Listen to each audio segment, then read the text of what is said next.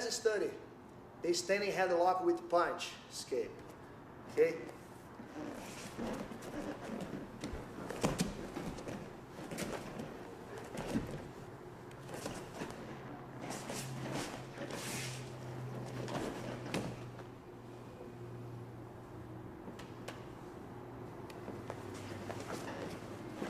Okay, if someone wraps your neck on the headlock, you should always try to posture up. You can really gain power and leverage here by focusing on driving your hips forward instead of focusing, raising your head and arching your back. It's on your hips. Okay, now if he tries to pull down, he should find a lot of resistance here because of my hips forward. That's when he comes with the punch. Then I block. When blocking the punch, you should not block on the hand that might pass through and hit you. You aim your forearm on his forearm. That's enough to stop the punch. So punch. When he tries to punch again, you control his arm.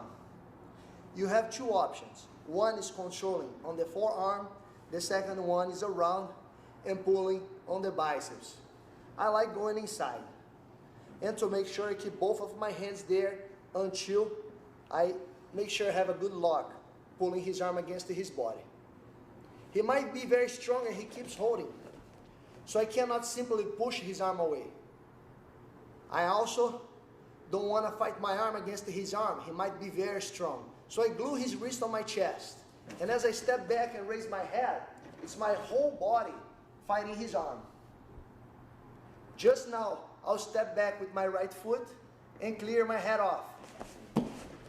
I have a lot of room at this point, and I did not fight my arm against his arm. Right here, you keep the wrist, you release the other arm, and wrap his neck. As you're putting pressure on his neck, you start pulling his wrist up. If you need more pressure, you separate his wrist from his back. He should tap. One more time. Let's say this time you were not able to keep your posture. He did break your posture. No problem.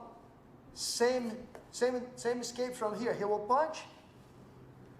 Forearm on his forearm. He tries to punch again. You block. Pull his arm against his own body. Glue his wrist on your chest. That's very important. Don't try to fight your arm against his arm. You never know how strong he can be. Step back, head up. Watch how much room I have to clear my head off. It will be one more step with my right leg. Release his arm, but keep his wrist here. Wrap his neck. Kind of break his posture back if you want. And then you pull up his wrist.